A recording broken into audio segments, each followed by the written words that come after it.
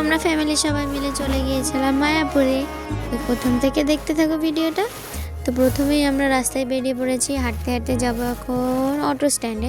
Auto stand থেকে auto ধরে আমরা যাব স্টেশনে, সেখান থেকে ট্রেন ধরে আমরা যাব সবাই মিলে মায়াপুরে।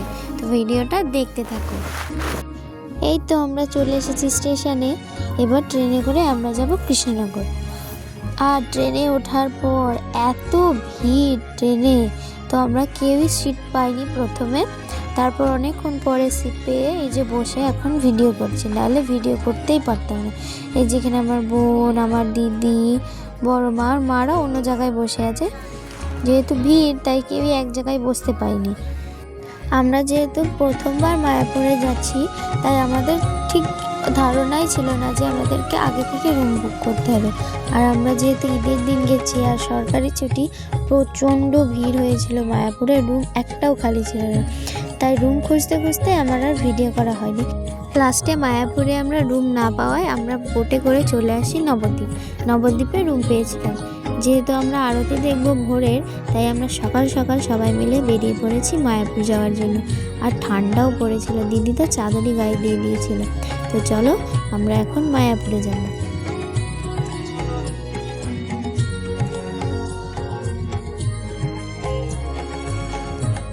তো মায়াপুর যাওয়ার জন্য এখানে আমরা লঞ্চের টিকিট কেটে নিচ্ছি। আর হচ্ছে কি, আমরা ভেবেছিলাম যে ভোরের আরতিটা দেখবো। বলছি না, আমরা যেহেতু প্রথমবার গেছি তাই আমাদের খুব একটা ধারণা নেই। তো ভোরের আরতিটা হয় ভোর 4টের সময়। তো আমরা নবদ্বীপে ছিলাম, অত ভোরে তো আর বোট খোলে না, বা খুলবে কি না আমাদের জানা ছিল না, তাই আমরা অত ভোরে বের হইনি। আমরা গিয়ে তখন আমরা আরতি দেখতে পাইনি। যেহেতু আগের দিন বৃষ্টি হয়েছে, তাই আবহাওয়াটা বেশ ঠান্ডা ছিল। ঠান্ডা লাগলেও আবহাওয়াটা খুবই ভালো লাগছিল। আর ওই যে দেখো, ইস্কনের চূড়া দেখা যাচ্ছে। দেখতে সামনে দিয়ে দেখতে এত ভালো লাগছিল, যেহেতু আমার ফোনের ক্যামেরা অতটা ভালো না, তাই দেখতে পাওয়া যাচ্ছে না।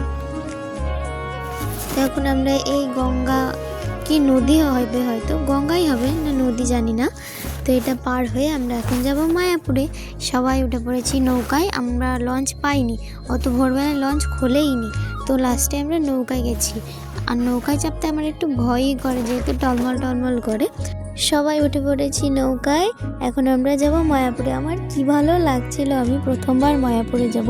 ভিডিওতে কত দেখেছি সবাই ইস্কনের সামনে ভিডিও করে, ছবি তোলে, দেখায় ভিডিও করে, খুব ভালো লাগে দেখতে।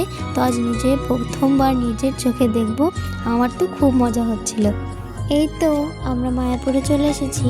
তো আমরা মায়াপুরে কোথায় কোথায় ঘুরলাম পরের ভিডিওতে নিয়ে আসবো। তো ভিডিওটা ভালো লাগলে লাইক কমেন্টস অবশ্যই করো। Tata bye.